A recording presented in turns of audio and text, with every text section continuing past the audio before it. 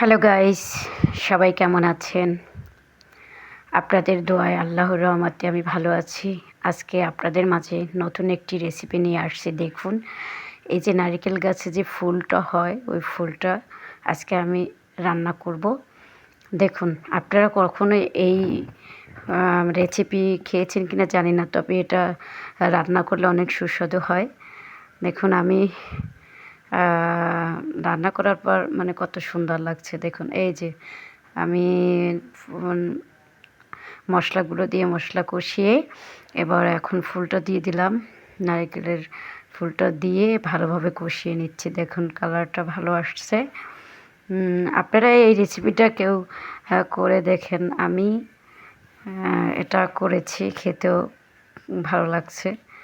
দেখুন, আমার মিনি রান্নাঘরে মানে মিনি কিচেনে আমি সুন্দর একটা নতুন রেসিপি তৈরি করে দেখালাম। আপনারা ভিডিওটি শেষ পর্যন্ত দেখতে থাকুন, তাহলে আপনারা দেখতে পারবেন আমি কিভাবে এই রেসিপিটি তৈরি করেছি।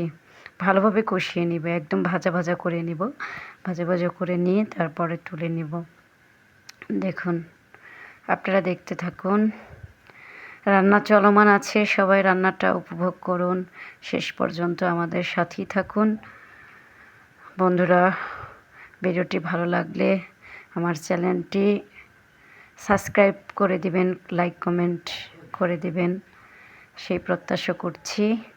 আপনারা দেখুন আমার রান্নাটা কেমন হচ্ছে। এই যে কষানো হচ্ছে, একটু নেড়ে ছেড়ে দিচ্ছি। আপনারা দেখতে থাকুন। রান্না চলছে, রান্না চলমান। এই যে রান্নাটা শুরু করছি। প্রথমে চুলাতে কড়াইটা বসিয়ে নিয়েছি, তারপর এক এক করে সমস্ত মশলাগুলো আমি দিয়ে দিচ্ছি। দেখতে থাকুন আপনারা। দেখুন সবাই আমার রান্না কেমন হচ্ছে জানাবেন কমেন্ট করে। সবার কমেন্টের অপেক্ষায় থাকলাম।